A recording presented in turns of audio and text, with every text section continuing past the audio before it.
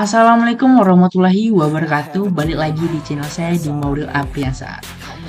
Baik teman-teman, di video sebelumnya kita sudah membahas terkait modul-modul pembelajaran yang ada di pertukaran informasi, dimulai dari pertemuan pertama, 2, 3, 4, dan 5, dan saat ini merupakan pertemuan terakhir dan saya akan membahas terkait dengan modul pembelajaran sistem informasi radiologi dan perkembangan terbaru dalam sistem informasi kesehatan oleh Mauril Apriansa. Lanjut teman-teman. Pembahasan pertama saya akan menjelaskan terkait dengan sistem informasi radiologi. Biasa disingkat SIR. Ini merupakan sebuah sistem yang terdiri dari perangkat keras, perangkat lunak, dan database yang digunakan untuk mengumpulkan, menyimpan, mengelola, dan memproses data dan informasi dalam bidang radiologi. SIR ini menyediakan informasi yang dibutuhkan oleh dokter radiologi, dokter ahli lainnya, dan petugas medis untuk mempercepat dan mempermudah proses dalam pendiagnosa dan tindakan medis. Tujuan SIR itu sendiri itu untuk membantu dalam dokter radiologi dan ahli lainnya dalam mempercepat dan mempermudah proses, artinya efisiensi dan efektivitas dalam proses diagnosis dan tindakan dengan membaca hasil dari ronsen atau radiologi itu sendiri. Nah, selain itu, SIR ini bertujuan untuk meningkatkan keefektifan layanan dan mempercepat waktu penyampaian hasil diagnosis dan memperbaiki kualitas layanan kesehatan. Lanjut. Teknologi dan aplikasi sistem informasi yang ada di radiologi. Di video pada saat kita UAS kemarin terkait yang pertama yakni Picture Archiving and Communication System PACS ini masuk ya teman-teman di soal UAS kita kemarin, yang dimana ini merupakan sebuah sistem yang digunakan untuk mengelola, menyimpan data gambar medis seperti hasil X-ray, CT scan, dan MRI. Nah, memungkinkan para profesional radiologi untuk membagikan dan mengakses gambar medis ini melalui jaringan komputer yang memungkinkan penyimpanan dan pengambilan pemrosesan gambar itu dengan cepat. Itu aplikasi dalam SIR yang pertama. Kemudian kedua itu radiologi informasi sistem atau RIS. Ini adalah sebuah sistem yang dirancang untuk mengelola dan memproses data radiologinya. Setelah itu baru komputer yang ketiga itu Computer Aided Diagnosis. Itu merupakan teknologi yang memungkinkan radiolog, maksudnya itu orang yang pemeriksa analisis radiologi itu membantu dalam interpretasi gambar hasil dari ronsen itu teman. Kemudian yang keempat itu teknologi 3D imaging yang dapat digunakan dalam sistem informasi radiologi, menghasilkan gambar 3D ya teman-teman dari organ tubuh pasien. Kemudian ini sebenarnya karena dalam penyampaian hasil informasi radiologinya itu dan sistem artinya itu bisa menggunakan elektronik atau diakses dari jarak jauh. Nah, artinya apa? Berkaitan juga dengan telemedicine yang merupakan teknologi yang memungkinkan para profesional medis untuk berkomunikasi dengan pasien dan kolega mereka dari jarak jauh. Mungkin cukup untuk terkait dengan sistem informasi radiologi. Kita lanjut ke modul pembelajaran selanjutnya terkait perkembangan terbaru dalam teknologi dan aplikasi sistem informasi kesehatan. Kita tidak henti-hentinya membahas terkait dengan SIK ini ya teman-teman, dimulai arsitekturnya, kemudian pentingnya keamanan dalam SIK dan dalam manajemen data, analisis data dalam ini. Nah, kita harus mengetahui perkembangan terbaru terkait dengan pengembangan sistem SIK ini ya teman-teman. yang dimana semakin berkembangnya suatu zaman, artinya kebutuhan teknologi itu kita semakin tinggi, di khususnya kita di bidang kesehatan ini ya teman-teman. Terdapat beberapa contoh dari perkembangannya. Yang pertama, ya benar, yakni telemedicine atau telehealth yang telah menjadi tren dalam sistem informasi kesehatan yang semakin populer di tahun-tahun terakhir ini ya teman-teman. Kalau kita tidak asing dengan Halodoc, mungkin teman-teman sudah tahu. Nah, itu sebenarnya hampir sama dengan telemedicine teman-teman. Kemudian yang kedua itu IoT atau Internet of Things mulai digunakan di sistem informasi kesehatan karena untuk memonitor kesehatan pasien secara real time ya teman-teman. Kemudian ketiga itu AI, ya benar, karena zaman sekarang mungkin tidak ada yang tidak tahu terkait AI ini teman-teman. Mungkin ChatGPT kah atau we never know, yang teman-teman ketahui AI ini. Jadi kecerdasan buatan atau AI ini itu banyak sekali digunakan dalam sistem informasi kesehatan ini. Ini dimana untuk membantu dokter dalam diagnosis penyakit dan memberikan pengobatan yang efisien dan lebih cepat gitu. Nah, dalam perancangan AI itu kita jangan jadikan sebagai pedoman, tapi jadikan sebagai diskusi. Karena apa? AI itu dibuat oleh kita manusia. Jadi chip asal dari ide terkait dengan SIK ini khususnya itu kan dari kita. Nah, kemudian dimudahkan dalam bentuk sistem menggunakan AI ini lebih memudahkan kita dalam membantu dalam mendiagnosis penyakit dan memberikan pengobatan yang lebih cepat dan efisien gitu teman.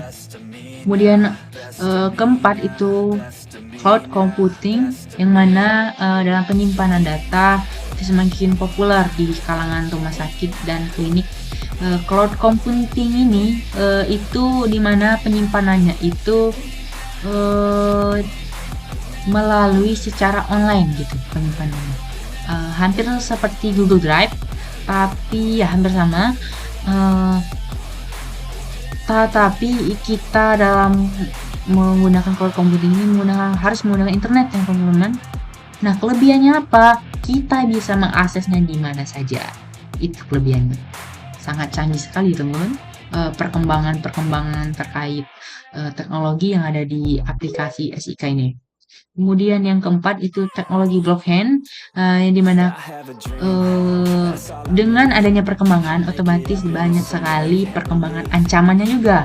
Jadi kita memerlukan teknologi untuk memperkuat keamanan dengan menggunakan teknologi blockchain ini teman-teman. Mungkin cukup 5 itu yang saya bisa jelaskan terkait perkembangan apa saja dalam aplikasi sistem informasi kesehatan ini. Nah, tantangannya apa saja? Jelas, keamanan dan privasi data. Karena kita membahas tentang informasi kesehatan, keamanan privasi data pasien itu sangat sensitif. Jadi harus kita jaga kerahasiaannya. Kemudian tidak henti-hentinya kita menjelaskan interoperabilitas dan standarisasi menjadi tantangan dalam pengembangan sistem informasi kesehatan ini, terutama karena beragamnya platform teknologi yang digunakan. Jadi harus distandarisasi yang lebih baik dan harus terhubung dengan sistem-sistem lain agar terintegrasi gitu. Kemudian tantangan selanjutnya itu keterbatasan anggaran. Ya benar, karena dalam pengembangan ini kita memerlukan banyak sekali pemeliharaan dan peningkatan sehingga memerlukan anggaran yang cukup lebih besar gitu. Namun tetapi kalau kita pikir-pikir juga dengan anggaran yang besar ini tapi dapat memudahkan kita itu lebih cepat, atau dalam artian banyak untungnya ya teman dibanding tantangan yang ada ini teman. Kemudian jelas masalah SDM dari kita sebagai tenaga pengelolanya, karena kita perlu mengadopsi lagi terkait teknologi ini. yang khususnya bagi tenaga kesehatan yang masih belum mengerti terkait dengan teknologi ini. Kita harus beradaptasi dengan seiring perkembangan zaman ini, teman-teman. Kemudian jelas kita harus memiliki regulasi dan aturan, karena regulasi dan aturan yang berbeda-beda di setiap negara dan wilayah itu menjadi tantangan juga dalam pengembangan etika ini, sehingga dapat beroperasi secara lebih global. Contoh kasus ya teman-teman terkait dengan pembahasan pertama itu ya terkait sistem informasi radiologi. Nah, kasusnya dengan judul klasifikasi pneumonia pada citra X-ray paru-paru dengan convolutional neural network, di mana di update of the Jurnal Nasional Teknik Elektronik dan Teknologi Informasi bulan Mei tahun 2022. Jadi penyakit pneumonia ini merupakan salah satu penyakit paru yang disebabkan oleh bakteri virus gitu. Nah, pengamatan kondisi paru-paru itu diperlukan oleh para medis melalui foto ronsen atau X-ray. Namun kualitas citra ronsen terkadang kurang optimal sehingga memerlukan dikembang lagi sistem otomatisasi berbasis CAD atau Convolutional Neural Network ini. Maaf teman-teman, berbasis CAD ini. Pada kasus jurnal ini itu ditawarkan sebuah dataset baru tentang citra fototoraks untuk kasus pneumonia. Dalam meningkatkan deteksi pneumonia menggunakan CAD berbasis CNN ini, beberapa solusi yang dapat diterapkan. Pertama, peningkatan kualitas citra ronsennya melalui pre-processing dengan teknik image enhancement, noise reduction, dan data augmentation untuk meningkatkan kontras, mengurangi gangguan, serta memperkuat ketahanan model terhadap variasi citra. Kemudian kedua itu optimasi model CNN dilakukan dengan memilih asilitator yang optimal seperti ResNet, PGG, atau EfficientNet. Ketiga, integrasi CAD dengan SIR melalui PACS yang kita bahas sebelumnya, teman-teman. Memungkinkan analisis otomatis dan membantu tenaga medis dalam pengambilan keputusan berbasis AI. Kemudian yang keempat itu hasil evaluasi dan validasi model dilakukan dengan dataset yang lebih besar dalam metode post validation untuk meningkatkan generalisasi. Dengan solusi ini, sistem berbasis CNN dalam sistem informasi radiologi ini dapat lebih akurat dan efisien dalam deteksi penyakit pneumonia. Mungkin cukup untuk kasus yang pertama. Kita lanjut ke kasus kedua terkait dengan pengembangan apa saja yang jadi terkait dengan pengembangan sistem informasi kesehatan ini, teman-teman. Analisis dengan judul analisis strategi manajemen dalam penggunaan sistem informasi kesehatan daerah atau SIKDA generik di puskesmas melalui literature review, diupload oleh Jurnal Kesehatan Tambusai pada bulan Desember tahun kemarin ya teman-teman, baru. Jadi masih hangat juga jurnal ini, teman-teman. Permasalahan yang dihadapi itu terkait dengan penyimpanan data pasien di puskesmas adalah tumpang tindih dan kehilangan data, terutama bagi pasien yang sering berobat ulang. SIKDA generik diharapkan dapat menjadi sebuah solusi dengan menyimpan data secara lebih terstruktur dan efisien.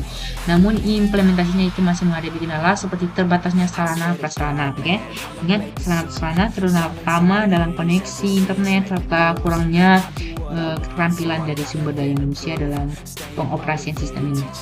Oleh karena itu diperlukan peningkatan infrastruktur atau peningkatan sistem dan pelatihan SDM guna mengoptimalkan penggunaan SIKDA generik dalam pelayanan kesehatan di puskesmas.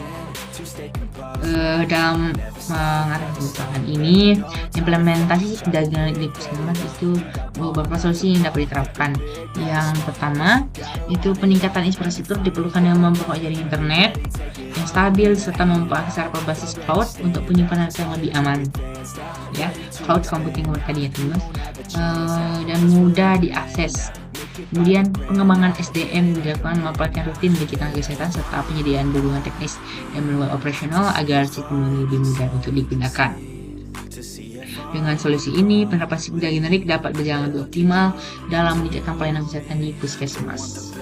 Jadi mungkin cukup ya teman-teman penjelasan terkait dua kasus, kemudian model pembelajaran yang sudah saya jelaskan, termasuk di video-video sebelumnya juga ya teman-teman. Karena kita sudah termasuk video ini artinya sudah 6 pertemuan membahas terkait bab-bab yang ada di modul pembelajaran di mata kuliah pertukaran informasi ini. Saya harap dan saya harap juga maksudnya teman-teman untuk menonton di video sebelum-sebelumnya juga ya teman-teman, karena di antara atau semua video itu berkaitan teman-teman. Jadi kalau kita menonton satu video saja itu mungkin tidak efektif dalam pemahaman pada teman-teman semua dalam memahami yang saya jelaskan. Mungkin cukup, saya harap ini dapat bermanfaat juga untuk teman-teman semua. Saya akhiri, wassalamualaikum warahmatullahi wabarakatuh. Terima kasih.